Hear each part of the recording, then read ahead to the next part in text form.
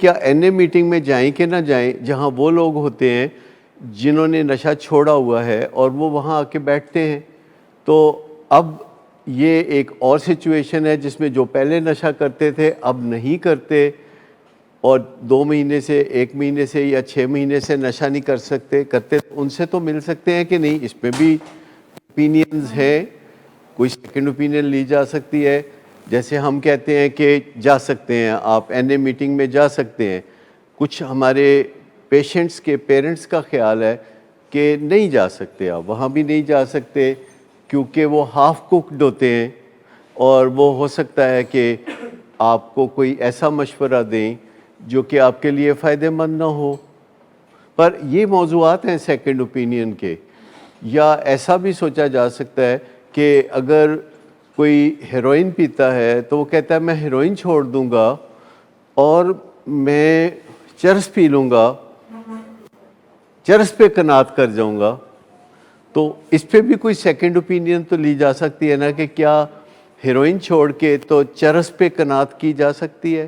نہیں، second opinion ہی لینی ہے نا۔ بل اگر کسی چیز کے اوپر کوئی ایک دوسری رائے لینی ہے تو ایک چیز یہ ہو سکتی ہے کہ کیا میرا ایٹیچیوڈ یہ ہونا چاہیے کہ اب میں نے چونکہ نشہ چھوڑا ہوا ہے تو تمام گھر والے میری باتیں مانیں، یہ صحیح ہے؟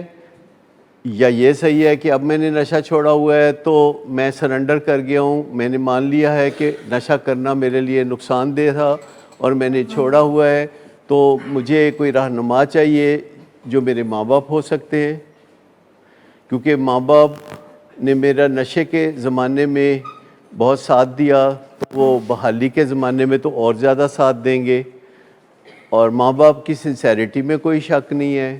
ویسے یہ بھی مجھے کل تک ہی خیال تھا کہ ہمارے پیشنٹ سمجھتے ہیں کہ ہمارے ماں باپ سنسیئر ہوتے ہیں، یہ مجھے کل تک ہی یہ ایسا وہم تھا کہ ہمارے پیشنٹ سمجھتے ہیں کہ ہمارے ماں باپ بہت سنسیئر ہوتے ہیں۔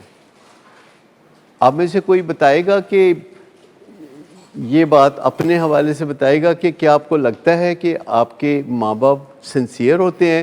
اگرچہ وہ پڑھے لکھے نہیں، اگرچہ ان کا خیال غلط ہو سکتا ہے، اگرچہ ان کی ایکسپرٹ اوپینین نہیں ہے۔ میرا آپ کے ساتھ بڑا ایک قریبی تعلق واسطہ ہے، بڑا میرا خیال ہے آپ کے ماں باپ کے بعد، یا کہہ لیں تو ماں باپ سے پہلے میں آپ کو زیادہ جانتا ہوں، کیونکہ جب آپ پیدا بھی نہیں ہوئے تھے تو میں اسٹرگل کر رہا تھا اس فیلڈ میں۔ تو مجھے یہ بتائیے کہ مجھے اچھی طرح پتہ ہے کہ میرے مریضاں کا حق کوئی نہیں مار سکتا، سوال ہی پیدا نہیں ہوتا، کوئی سوچ بھی نہیں سکتا۔ اب یہ اگلا فکرہ میں نے بولا کہ کوئی سوچ بھی نہیں سکتا، جی وہ بالکل ناسمجھ ہے جو یہ سوچ رہے ہیں کہ کوئی آپ کا حق مار سکتا ہے۔ میرے پیشنٹ کانفیڈنٹ ہوتے ہیں نشہ چھوڑنے کے بعد۔ اچھا، پھر ویسے تو ہمارے سارے شہر میں لوگ حق مارتے ہی ہیں، بہنوں کا حق مارتے ہیں، بیٹیوں کا حق مارتے ہیں، تو حق تو پھر یہ مارتے ہی ہیں۔ روپے پیسے کا جو معاملہ ہوتا ہے تو بیٹیوں کا حق تو خیر مارنا بنتا ہے نا، وہ تو روایت ہے۔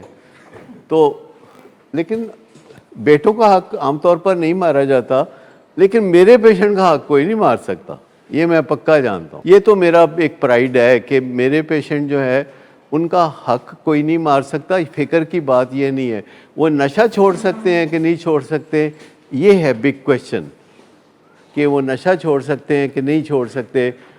اس بارے میں مجھے کچھ تشویش رہتی ہے، اکثر و بیشتر تشویش رہتی ہے، لیکن عموماً لوگ نہیں سوچتے میرے پیشنٹس کا حق مارنے کے بارے میں۔ غور کیجیے گا میری اس بات پہ کہ وہ لوگ نہیں سوچتے، کبھی بھی کسی طرح لوگ یہ نہیں سوچتے کہ ہم کسی ایسے بیٹے کا، بھائی کا یا گھر کے کسی فرد کا حق مار لیں جو نشے سے نکلنے کے لیے اسٹرگل کر رہا ہے یا نکل گیا ہے۔